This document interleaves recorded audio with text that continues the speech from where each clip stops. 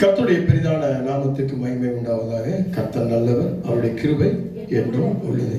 இந்த 2025 வருஷம் முதல் நாள், முதல் வாரம், முதல் ஆராதனை, வாக்குத்தத்த ஆராதனைக்குள் நாம் கடந்து செல்வோம். உங்கள் யாவருக்கும் இயேசு கிறிஸ்துவின் இனிய நாமத்தினால் புதிய வருட நல்வாழ்த்துக்கள். உங்களையும் உங்கள் குடும்பத்தையும் கர்த்தர் ஆசீர்வதிப்பார்.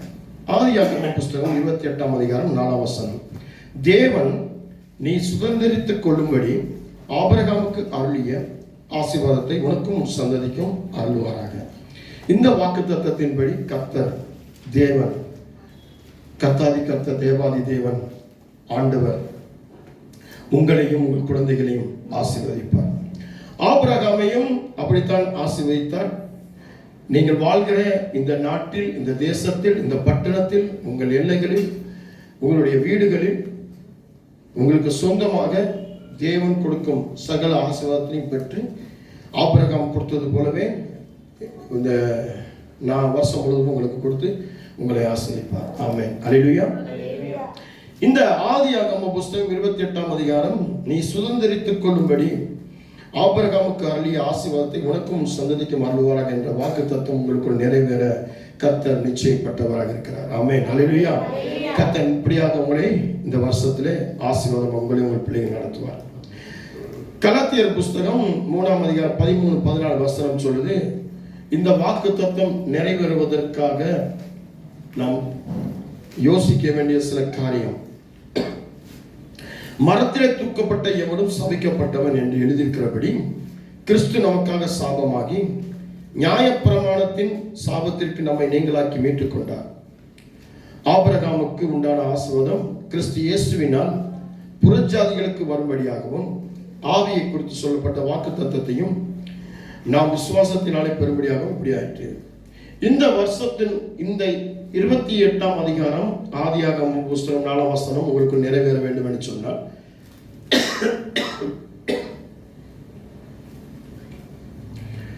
உங்களுடைய இந்த நியாயப்பிரமாணத்தினுடைய சாபம் நீங்களாக வேண்டும். ஆமென்.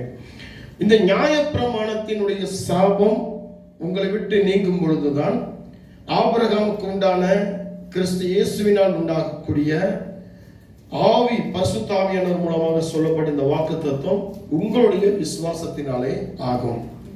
நீங்க விசுவாசித்தால் இந்த வாக்கு தத்துவம் நிறைவேறும்.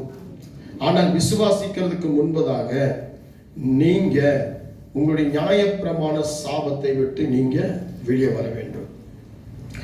ஆபிரகாமுடைய வாழ்க்கையில் இந்த வாக்கு தத்துவம் எப்படி நிறைவேறுச்சு அப்படின்னு சொல்லும் போது அவனுடைய நியாயப்பிரமாணத்தினுடைய சாபத்தை அவன் என்ன பண்ண முறித்தான். நியாயப்பிரமாண சாபம்னா என்ன? யாராவது சொல்ல முடியுமா?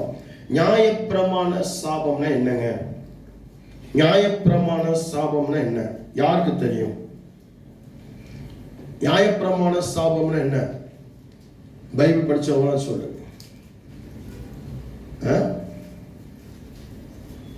எத்தனை முறை பைபிள் ஸ்டடிக்கு வந்திருக்கிறீங்க? எத்தனை முறை பைபிள் படிச்சிருக்கீங்க? எடுத்து வாசிங்க. உபாகமம் புஸ்தகம் 27ஆம் அதிகாரம் 26ஆம் வசனம். இந்த நியாயப்பிரமாண வார்த்தைகளை எல்லாம் கை கொண்டு நடவாதவன் சபிக்கப்பட்டவன். ஆமென். அப்போ இந்த நியாயப்பிரமாண சாபம் என்பது என்ன அப்படின்னு சொல்லி பார்த்தால், ஆண்டவருடைய வார்த்தைக்கு கீழ்ப்படியாமல் போனது, அதுதான் சாபம். கடந்த வருஷத்துல நீங்கள் ஆண்டவருடைய வார்த்தைக்கு, ஆண்டவருடைய ஊழியக்காரர்களுக்கு, ஆண்டவருடைய சபைக்கு, ஆண்டவருடைய சகல நல்ல ஆலோசனைகளுக்கு நீங்கள் கீழ்ப்படியாமல் போயிருந்தால் அதுதான் நியாயப்பிரமாண சாபம். இந்த நியாயப்பிரமாண சாபம் உங்களுக்கு ஆசீர்வாதத்தை கொண்டு வராது.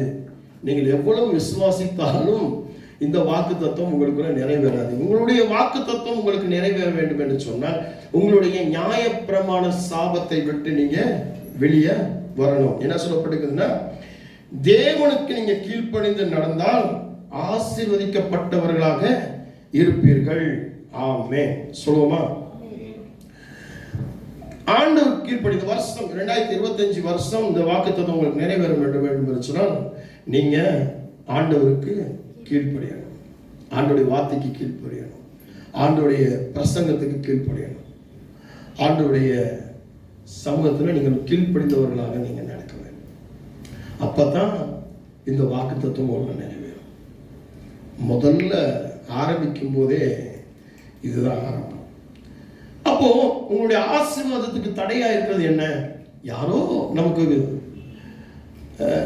சூனியம் பண்ணிட்டான், செவனம் பண்ணிட்டான், மந்திரம் பண்ணிட்டான், யாரோ என்னை சமைச்சிட்டான் கிடையாது.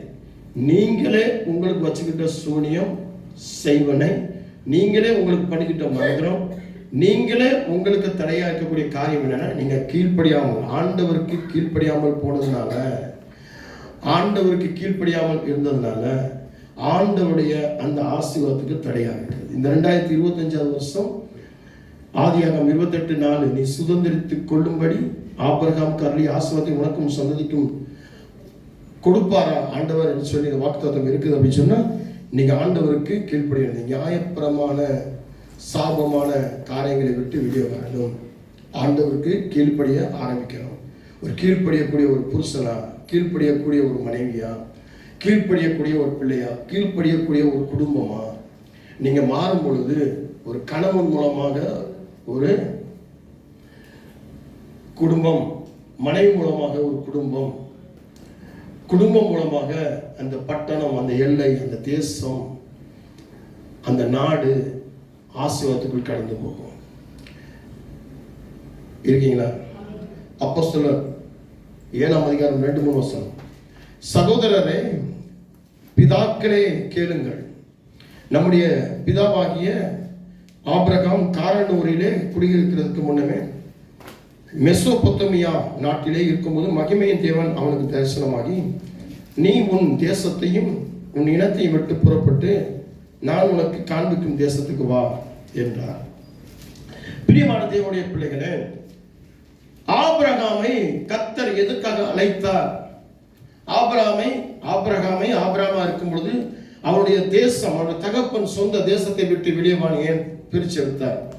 அவனை இஸ்ரவேல் தேசத்துக்கு, இஸ்ரவேல் என்ற தேசத்தை எபிரேயர்களுக்காக உருவாக்குவதற்கு முதல் எபிரேயனாகிய ஆபிரகாமை கர்த்தர் தெரிந்து கொண்டு அவனை அழைத்தார். இன்றைக்கு இந்த வருஷத்துல உன் குடும்பத்தை ரட்சிப்புக்கு ஒரு கணவனா, ஒரு மனைவியா, ஒரு பிள்ளையா உங்களை அழைக்கிறார்.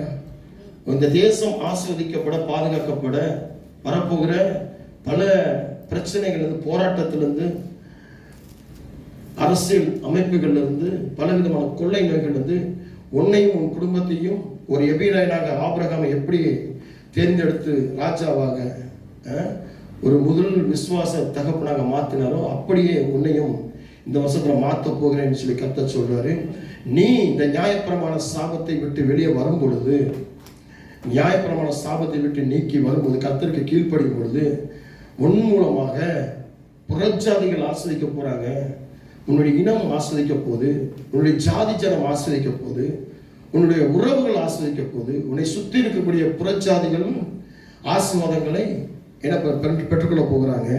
யாரெல்லாம் கடந்த நாளில் ரட்சிக்கப்பட வேண்டும் சொல்லி நீங்கள் ஆசைப்பட்டு ஜெபித்தீர்களோ, யாரெல்லாம் இவர்கள் ரட்சிப்பு கூட வரணும்னு சொல்லி சபைக்கு வரணும், ஆண்டவர் தேடும் சொல்லி நீங்க ஆசைப்பட்டீங்களோ, அதெல்லாம் இந்த நாட்களை நிறைவேற வேண்டும் என்று சொன்னால், நீங்க எப்படி இஸ்ரவேல் தேசத்துக்கு எபிரேயர்களுக்காக ஆபிரகாமை கர்த்தர் அழைத்தாரோ, அதே போல உங்களை அழைக்கிறாரு. நீங்க எழும்பி வரணும். நீங்க எழும்பினீங்கன்னா ஒரு பெரிய ஆசீர்வாதத்தை இந்த வருஷத்துல காண முடியும். இல்லைன்னு சொன்னா அப்படியே பழைய வருஷத்துக்கு போலவே 2000 இருந்தது போல, 2021 இருந்தது, 2000 இருந்தது போல, 2010 இருந்தது போல, 2020 இருந்தது போல, 2021, 22, 23 இருந்தது போல, 24 இருந்தது போல, 25 வரக்கூடாது. ஆமென். சொல்லுவது இல்லையா? 2025 ஒரு மாற்றத்தை கர்த்தர் எதிர்பார்க்கிறார். அந்த மாற்றம் என்ன அப்படின்னா, உங்களுடைய நியாயப்பிரமாண சாபத்தை விட்டு வெளியே வந்து கர்த்தருக்கு கீழ்ப்படுகிற ஒரு குடும்பமாக, குடும்ப தலைவனாக, குடும்ப தலைவியாக, குடும்ப பிள்ளைகளாக, ஒரு குடும்பமாக, கர்த்தருக்கு கீழ்ப்படுகிற ஒரு குடும்பமாக நீங்க மாறணும். அப்படி மாறும் பொழுது ஒரு ஆசீர்வாதத்தை காண முடியும். இந்த இடத்துல பார்க்கும்பொழுது யோசுவா 24:2 பார்க்கும்பொழுது, யோசுவா 24:2 அப்பொழுது யோசுவா சகல ஜனங்களையும் நோக்கி, இஸ்ரவேலின் தேவனாகிய கர்த்தர் சொல்கிறது என்னவென்றால், பூர்வத்திலே உங்கள் பிதாக்களாகிய ஆபிரகாமுக்கும் நாகோருக்கும் தகப்பனான தேராகு என்பவன் நதிக்கு அப்புறத்திலே குடியிருந்த போது அவர்கள் வேறு தேவர்களை சேவித்தார்கள்.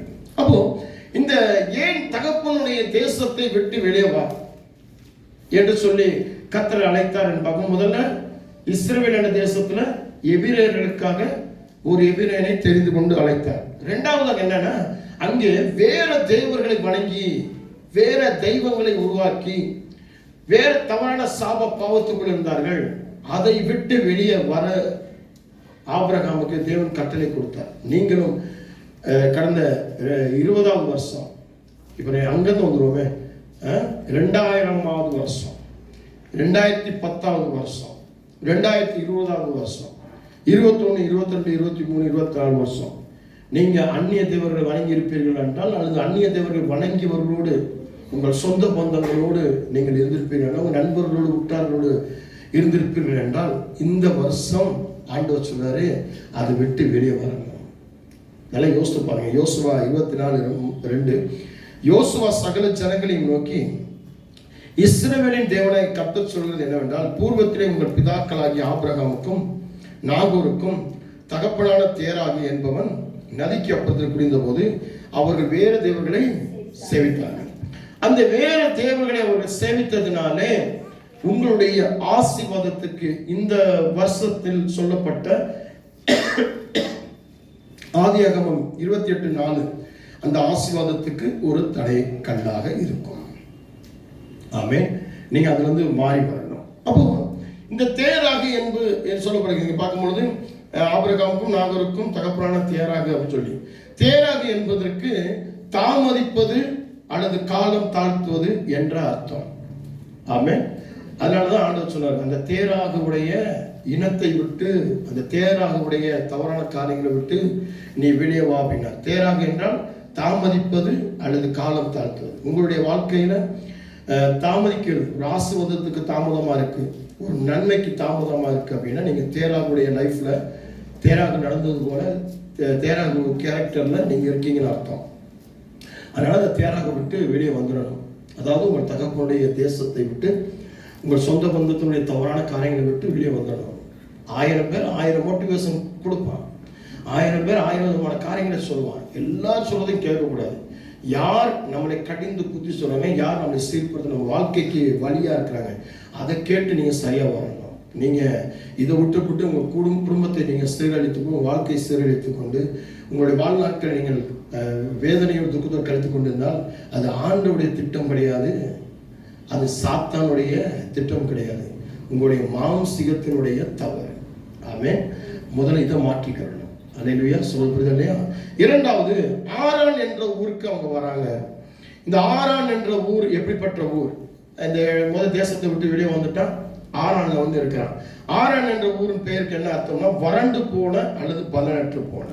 நீங்க இந்த 24 விட்டு 25க்கு வந்துட்டீங்க.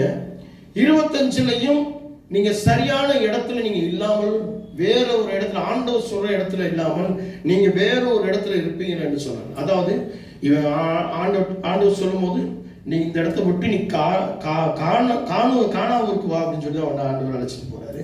ஆனால் இவன் என்ன பண்றான்னு கேட்டீங்கன்னா, ஆரான் என்ற இடத்துல போய் அங்க ஸ்டே பண்றான். அப்ப ஆரான் என்ற இடத்துக்கு வறண்டு போன அல்லது பலனற்று போன. ஆமென்.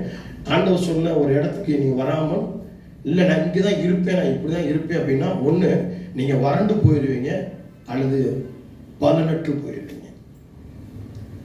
உங்களுடைய ஞானஸ்தானம், ரட்சிப்பு, கர்த்தர் கொடுத்த வரங்கள், அபிஷேகங்கள் எல்லாமே வறண்டு போயிடும், பலனற்று போயிடும். சொல்லுவது இல்லையா? ஆண்டவர் எங்க சொன்னாலும் நீங்க அங்க வரணும். ஆபிரகாமை கூப்பிட்டு சொல்லும்போது, என்னுடைய தகப்பன் தேசத்தை விட்டு நீ எங்க வரணும், காரணம் வரணும் அப்படின்னு சொன்னாரு. ஆனா இவ போனது ஆரான். ஆரான் இடத்துக்கு போகும்போது ஆரான் எப்படிப்பட்ட இடமா இருந்துச்சு? அவனுக்கு பலன் இல்லாமல் இருந்துச்சு, அவன் பயன் இல்லாமல் இருந்துச்சு. சொல்லுவது இல்லையா? ஏன்னா அவர்கள் வேறொரு கடவுளை சேவித்தார்கள், வேறொரு தெய்வத்தை வணங்கினார்கள், வேறொரு மனுஷன் சொல்லை கேட்டார்கள், வேறொரு மனுஷன் சொல்லை கேட்டார்கள். கர்த்தருக்கு பிரியமில்லாத காரியங்களை அவர்கள் செய்தார்கள். கர்த்தர் உங்களுக்கு சொல்றார், உங்களுக்கு முன்பதாக 7 விதமான ஆசீர்வாதங்களை கர்த்தர் வச்சிருக்கிறார். நீங்க விசுவாசித்தீங்கன்னா நிச்சயமா ஆம் என்றும் ஆமென் என்றார். ஆதியாகமம் 12ஆம் அதிகாரம் 2-3 வசனங்களை வாசிக்கும் பொழுது, நான் உன்னை பெரிய ஜாதியாக்கி உன்னை ஆசீர்வதித்து உன் பேரை பெருமைப்படுத்துவேன். நீ ஆசீர்வாதமாய் இருப்பாய். உன்னை சபிக்கிறவர்களை ஆசீர்வதிப்பேன். உன்னை ஆசீர்வதிக்கிறவர்களை ஆசீர்வதிப்பேன். உன்னை சபிக்கிறவர்களை சபிப்பேன். பூமியில் உள்ள வம்சங்கள் எல்லாம் உனக்குள் ஆசீர்வதிக்கப்படும் என்றார். காண பாருங்க, உங்களை ஆசீர்வதிக்கிறவர்களை ஆசீர்வதிக்கவும் உங்களை சபிக்கிறவர்களை சபிக்கவும் பூமியில் உள்ள வம்சங்கள் எல்லாம் உங்களுக்குள் ஆசீர்வதிக்கப்படும் என்று சொல்லி கிட்டத்தட்ட 7 விதமான ஆசீர்வாதங்களை கர்த்தர் உங்களுக்கு வச்சிருக்கிறார். ஆமென். 7 விதமான ஆசீர்வாதங்களை பார்க்கிறதுக்கு முன்னாடி நீங்க என்ன செய்ய, கலாத்தியர் 3ஆம் அதிகாரம் 8-9, மேலும் தேவன் விசுவாசத்தினாலே புறஜாதிகளை நீதிமான்களாக்குகிறார் என்று வேதம் முன்னதாக கண்டு உனக்குள் சகல ஜாதிகளும் ஆசீர்வதிக்கப்படும் என்று ஆபிரகாம் சுவிசேஷமாய் முன்னறிவித்தது. அந்தபடி விசுவாச மார்க்கத்தால் விசுவாசமுள்ள ஆபிரகாமுடனே ஆசீர்வதிக்கப்படுகிறார்கள். ஆமென். விசுவாசம் உங்கள் வாழ்க்கையில் வேண்டும். விசுவாசம் என்பது என்ன? பார்த்து கண்டு பேசி பழகி இல்லை, பிடித்து அல்ல. உங்களுக்கு பிடிக்காதது, நீங்கள் பார்க்காதது, நீங்கள் காணாதது, எங்க இருக்கணும் தெரியாமல் இருக்கிறது, அந்த எல்லையே தெரியாமல் இருக்கிறது, இதுதான் விசுவாசம். அந்த விசுவாசம் தான் ஆபிரகாமுடைய வாழ்க்கையில ஒரு ஆசீர்வாதத்தை கொண்டு வந்தது. இந்த வருஷம் அது உங்களுக்கு ரொம்ப தேவை. ஆமென். முதல் நீங்க நியாயப்பிரமாணத்தினுடைய சாபம் கீழ்ப்படியாமல் இருந்து வெளியே வரணும், கீழ்ப்படுகிற பிள்ளைகளாக மாறணும். 2வது, உங்களுடைய தவறான உங்களுடைய வாழ்க்கையிலிருந்து, தவறான வணங்குதல், தவறான காரியத்திலிருந்து நீங்க வெளியே வரணும். அதுக்கப்புறம் தான் நீங்க விசுவாசிக்கணும். அப்பதான் இந்த வாக்கு தத்துவம் உங்களுக்குள்ள நிறைவேறும். இருக்கீங்களா? 2-6ஆம் அதிகாரம் 4ஆம் வசனம். அவன் சொன்னது, இஸ்ரவேலின் தேவனாய கர்த்தருக்கு ஸ்தோத்திரம், அவர் என் தகப்பனாகிய தாவீதுக்கு. சொல்லுங்க, வாசன வசனம். அவன் சொன்னது, இஸ்ரவேலின் தேவனாய கர்த்தருக்கு ஸ்தோத்திரம், அவர் என் தகப்பனாகிய தாவீதுக்கு தம்முடைய வாக்கினால் சொன்னதை தம்முடைய கருத்தினால் நிறைவேற்றுவார். ஆமென். இருக்கீங்களா? சொல்ல புரியலையா? எப்படி? அவர் வாக்குனால சொன்னதை அவர் கருத்தினால இந்த வருஷம் உங்களுக்கு நிறைவேற்றி கொடுப்பார். ஆமென். அவர் வாக்குனால சொன்னது உங்கள் வாழ்க்கையில அவருடைய வார்த்தையால நிறைவேற்றுவார், கருத்தினால் நிறைவேற்றுவார் என்று சொன்னால் நீங்க செய்ய வேண்டிய காரியம் என்னன்னா, 1, கீழ்ப்படிகிறவர்களாக மாறணும். 2வது, அந்த பழைய தேவர்களை வழங்கி கொண்டிருக்கிற அந்த ஜாதி ஜனங்களை விட்டு நீங்க வெளியே வரணும். இல்லை, எங்க அம்மா தான், எங்க அப்பா தான், அண்ணன் தான், தம்பி தான், அக்கா தான், தங்கச்சி தான், அவங்க அப்புறம் நீங்க கெட்டு போகாதபடிக்கு அவங்களை கொண்டு வந்து விசுவாச மார்க்கத்தார மாத்துங்க, தேவனுடைய பிள்ளையா மாத்துங்க. அவங்க கூட சேர்ந்து நீங்க குறி கேட்கறதுக்கும், ஜோசியம் பார்க்கறதுக்கும், அவங்க தேடுற கடவுளை தேடுறதுக்கும் அவங்க கூட சேர்ந்து நீங்க கும்மி அடிச்சீங்கன்னா அப்போ அந்த வாக்கு தத்துவம் உங்களுக்கு நிறைவேறாது. ஆமென். 7 விதமான ஆசீர்வாதங்கள். அந்த 7 விதமான ஆசீர்வாதங்கள் என்னென்ன அப்படின்னு சொல்லி நான் சுருக்கமாக சொல்றேன், எழுதிக்கோங்க. நம்பர் 1, ஆதியாகமம் 12ஆம் அதிகாரம் 2ஆம் வசனம். நான் உன்னை பெரிய ஜாதியாக்கி உன்னை ஆசீர்வதித்து உன் பேரை பெருமைப்படுத்துவார். இந்த வருஷம் உங்களுக்கும் உங்களுடைய குடும்பத்துக்கும் ஒரு பெருமையை கர்த்தர் கொடுக்க போகிறார். இது முதல் ஆசீர்வாதம். 2வது ஆசீர்வாதம் யாத்திராகமம் 23ஆம் அதிகாரம் 26ஆம் வசனம். கர்ப்பம் விழுகிறதும் மலடும் உன் தேசத்தில் இருப்பதில்லை, உன் ஆயுசு நாட்களை பூர்ணப்படுத்துவேன். கர்த்தர் இந்த வருஷத்துல உங்களை பூரணப்படுத்த திட்டம் போட்டிருக்கிறார், பூர்ணப்படுத்துவேன் என்று சொல்லி. இது 2வது ஆசீர்வாதம். ஆமென். தீர்க்க ஆயுசு, பூர்ணமான ஆயுசு நாட்களை கொடுப்பார். இனிமேல் உங்களுக்கு மரணம் கிடையாது, மரண பயம் கிடையாது. ஆமென். சரிங்களா? அதனாலதான் உங்கள் ஆயுசு நாட்களை பூர்ணப்படுத்தும். அதே போல உங்களுடைய பிள்ளைகளை கர்த்தர் பூர்ணப்படுத்தும், உங்கள் வேலைகளில் பூர்ணப்படும், உங்கள் குடும்பங்களில் பூர்ணம் கிடைக்கும், உங்களுடைய சமாதானம் பூர்ணம் கிடைக்கும், உங்களுடைய சந்தோஷம் பூர்ணம் கிடைக்கும். ஆமென். இப்படி எல்லாத்துலையுமே ஒரு ஃபுல்ஃபில்ல கர்த்தர் இந்த வருஷத்தில் கொடுப்பார். 3வது ஆசீர்வாதம் லேவியராகமம் 26ஆம் அதிகாரம் 9ஆம் வசனம். நான் உங்கள் மேல் கண்ணோக்கமாயிருந்து உங்களை பழுகவும் பெருகவும் பண்ணி உங்களுடைய உடன்படிக்கையை திடப்படுத்துவார். அதாவது திடப்படுத்துவார். இந்த வருஷத்துல உங்களை திடப்படுத்த போகிறார். அவருடைய உடன்படிக்கை மூலமாக உங்களை திடப்படுத்த போகிறார். ஆமென். இந்த திடப்படுத்துறது தான் உங்களுடைய வாழ்க்கையில பழுகவும் பெருகவும் பண்ணும். ஆமென். உங்க ஆண்டவர் உங்களை திடப்படுத்தும் போது தான் நீங்க பழுக முடியும், பெருக முடியும்.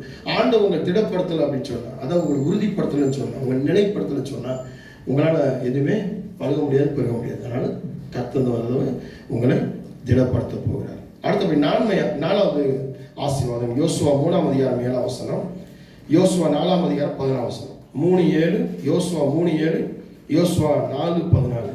கர்த்தர் யோசுவாவை நோக்கி, நான் மோசேயோடு இருந்தது போல உன்னோடும் இருக்கிறேன், அவர்கள் கண்களுக்கு முன்பாக உன்னை மேன்மைப்படுத்துவேன். அடுத்த ஆசீர்வாதம் என்ன?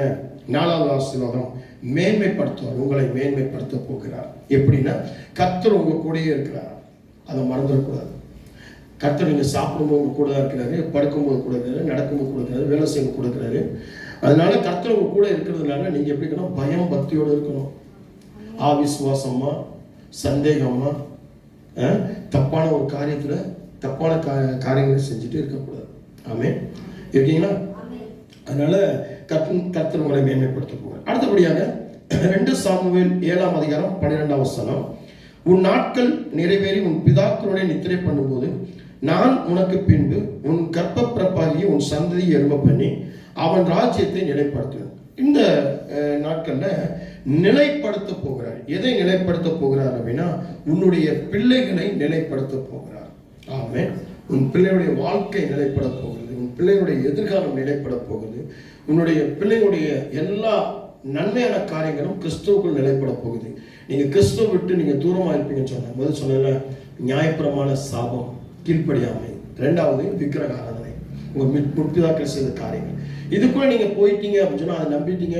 நான் அங்க இருக்கே கூட நல்லா தான் இருந்தேன், இதுக்கு வந்த பிறகுதான் இப்படி அப்படின்னு சொல்லி உங்க வாழ்க்கையில வந்துச்சு, அந்த வார்த்தை வந்துச்சு அப்படின்னா உங்க பிள்ளைகள் நிலைப்படுத்த முடியாது. அதையும் பார்த்துக்கோங்க. ஆமென். உங்க பிள்ளைகளை நிலைப்படுத்தணும்னு கர்த்தர் சொல்றார். ஆமென். நிலைப்படுத்துவார் நிச்சயமாக.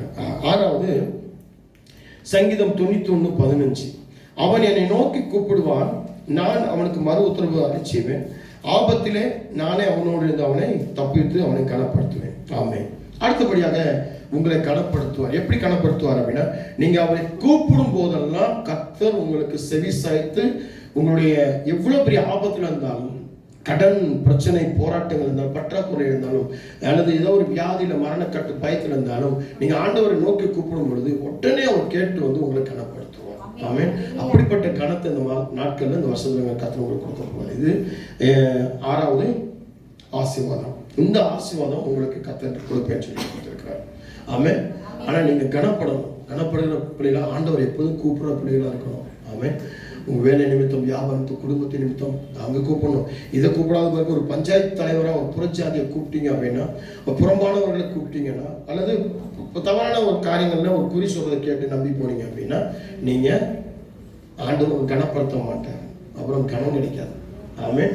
அப்ப நீங்க என்ன ஆயிடுவீங்க? வேஸ்டா போயிடுவீங்க. கடைசியில் வாக்குத்தத்தம் நிறைவேறல, ஐசக் பாஸ்டர் போய் சொல்லிட்டாரு, அவர் போய் தீர்க்கதரிசனம் சொல்லிட்டாரு, போய் வாக்குத்தத்தம் கொடுத்தாரு, என்னை போகக்கூடாது. ஆண்டோடைய வார்த்தை பொய் கிடையாது. நான் பொய்யா இருந்தாலும் என்னுடைய ஆண்டவர் வார்த்தை பொய் கிடையாது. ஆமென். கடந்த நாள்ல நீங்க இந்த தனிப்பட்ட வாக்குத்தத்தம் எடுத்தீங்கன்னு அப்பயும் உங்களுக்கு என்ன புரிஞ்சு? நிறைய பேர் சொன்னாங்க, பாஸ்டர் அப்படியே வந்துச்சு பாஸ்டர் அப்படின்னு சொன்னாங்க. என் வாழ்க்கையில் என்ன தேவையோ அப்படியே வந்துச்சு. கற்றுக்கிறேன். அடுத்து 7வது ஆசீர்வாதம் எரேமியா 31:13. எரேமியா 31:13, நான் அவர்கள் துக்கத்தை சந்தோஷமா மாற்றி அவர்களை தேற்றி அவர்கள் சஞ்சலம் நீங்க அவர்களை சந்தோஷப்படுத்தும். 7வது ஆசீர்வாதம் சந்தோஷப்படுத்துவேன் அப்படின்னு சொல்லி கர்த்தர் சொல்லியிருக்கிறார். எப்படிப்பட்ட சந்தோஷம் அப்படின்னா, உங்க துக்கத்தை முதலாவது கடந்த 2000 சொல்லுவோம், 2000 பிறந்த பிறகே ஒரு பெரிய ஒரு பிரச்சனை இருந்துச்சு. ஆமென். கிட்டத்தட்ட 24 வருஷம், 2000 24 வருஷம் பெரிய பிரச்சனைகள், போராட்டங்கள். ஒரு இதுல ஒரு 4 ஸ்டெப்பு மேல ஏறணும் அப்படின்னா ஒரு 8 ஸ்டெப்பு நம்ம கீழே விழுந்துருவோம். அப்படிதானே? அல்லது 4 ஸ்டெப் ஏறணும் அப்படின்னா கிட்டத்தட்ட ஒரு 16 ஸ்டெப்பு கீழே விழுந்துருவோம். அந்த மாதிரிலாம் நடந்துச்சு. அப்படியே பின்னாடி வாங்கி போயிருக்கோம். ஒரு பொருளை வாங்குவோம், அந்த பொருள் வந்து இழந்து போயிருக்கும். இந்த மாதிரி நிறைய விஷயங்கள் நம்முடைய வாழ்க்கையில இருந்துச்சு. அப்படிதானே? அதனால கர்த்தர் இந்த நாட்டில் சொல்றாரு, உங்களுடைய கடந்த 24 வருஷம் இருந்த துக்கம் உங்களை விட்டு மாறும். ஆமென். அதே போல உங்களுடைய சஞ்சலம், உங்க வேலையில, உங்க வியாபாரத்துல, உங்க படிப்புல, உங்க குடும்பத்துல இந்த சஞ்சலங்கள், தவிப்புகள் எல்லாம் ஓடி போயிடும். கர்த்தர் உங்கள் குடும்பத்துல சந்தோஷத்தை கொடுக்க போயிருக்கு. எப்படி இருந்தா குடும்பம், அந்த கணவன் மனைவி பிள்ளைகளா ஒரு வீட்டு ஒரு அறையில இருந்தா சந்தோஷம். என்ன சொன்னா அப்படிதான், கணவன் ஒரு வீட்டுல, மனைவி ஒரு வீட்டுல, பிள்ளை ஒரு வீட்டுல, ஆளுக்கு ஒரு பக்கம் இருந்தீங்கன்னா, ஒரு ஆள் கிளப்ல, ஒரு ஆள் பெட்டி கடையில, ஒரு ஆள் சாராய கடையில் இருந்தீங்கன்னா சந்தோஷம் கிடைக்காது. துக்கமும் சஞ்சமும் அதிகமாகும். அதையும் நான் சொல்லிடுறேன். ஆமே சொல்லப்படுது இல்லையா? எல்லாம் ஒரு குடும்பமாக சமாதானமாக விட்டு கொடுத்து ஒருத்தருக்கு ஒருத்தர் புத்தி சொல்லி ஒருத்தருக்கு ஒருத்தர் அமைதிப்படுத்தி அப்படி இருந்தீங்கன்னா தான் சரிங்களா? கர்த்தர் பேருக்கிறார். இந்த 7 ஆசீர்வாதங்கள் கர்த்தர் உங்களுக்கு முன்பதாக வச்சிருக்கிறார். இந்த 7 ஆசீர்வாதம் உங்களுக்கு கிடைக்கும். எப்படின்னா இந்த 7 ஆசீர்வாதத்தில் என்னென்ன காரியங்கள் அப்படின்னு சொல்லி பார்க்கும்போது, உபாகம புஸ்தகம் 33:12-16 வரைக்கும் வாசிக்கும்போது, உபாகம புஸ்தகம் 33ஆம் அதிகாரம் 12-16. அவனை என்னாலும் அவர் காப்பாற்றி அவன் எல்லைக்குள்ளே வாசமாயிருப்பார். முதலாவதாக உங்களை காப்பாற்றுவார். எல்லா பிரச்சனை, போராட்டம், எல்லா விதமான காரியத்திலிருந்து உங்களை காப்பாற்றி உங்களுடைய எல்லைக்குள்ள கர்த்தர் வாசமாயிருப்பார். கர்த்தரால் அவனுடைய தேசம் ஆசீர்வதிக்கப்படுவதாக. கர்த்தரால் நீங்களும் உங்க பிள்ளைகளும், உங்க பிள்ளைகளுடைய வாழ்வும், பிள்ளைகளுடைய படிப்பும் இந்த வருஷம் நிச்சயமாக ஆசீர்வதிக்கப்படும். ஆமென். கர்த்தராகிய இயேசு கிறிஸ்து ஆசீர்வாதத்தை கொண்டு, அது வானத்தின் செல்வத்தினாலும் பனியினாலும் ஆழத்தில் உள்ள நீரூற்றுகளினாலும் சூரியன் பக்குவப்படுத்தும் அருமையான கனிகளினாலும் சந்திரன் பக்குவப்படுத்தும் அருமையான பலங்களினாலும். எப்படிப்பட்ட ஆசீர்வாதம் உங்களுக்கு உங்க பிள்ளைகளுக்கு வச்சிருக்கிறார் என்று சொல்லி பார்க்கும் பொழுது, பக்குவப்படுத்தக்கூடிய அருமையான கனிகள் தரக்கூடிய ஆசீர்வதிக்கப்பட்ட ஆசீர்வாதங்கள், அருமையான பலன்கள். ஆமென். எப்படி?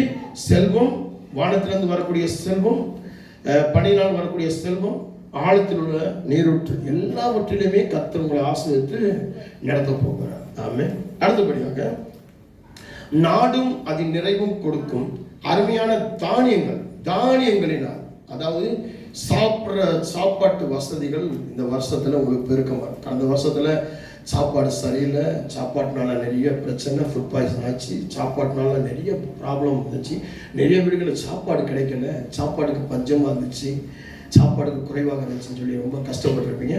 இந்த கடந்த 24 வருஷம், 20லேருந்து 24 வருஷம் இருந்த அந்த பஞ்சம் உங்களை விட்டு நீங்கும்.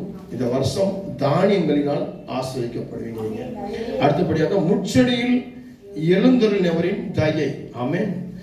முச்செடியில் எழுந்திருந்தவர் நம்முடைய ஆண்டவர், முச்செடியில அக்னியா எழுந்திருந்தவர் அந்த யோசேப்புடைய சிரசின் மேல். அதே போல இந்த வருஷத்தினுடைய உங்க சிரசுல ஒரு அபிஷேகம் இறங்கும்.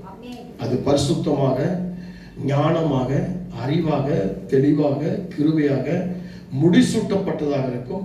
இந்த வருஷம் உங்களுக்கு இப்படிப்பட்ட ஆசீர்வாதம் இருக்கும். அடுத்து சகோதரரின் விசேஷத்தினுடைய உச்சந்தலையின் மேல் வருவதாக.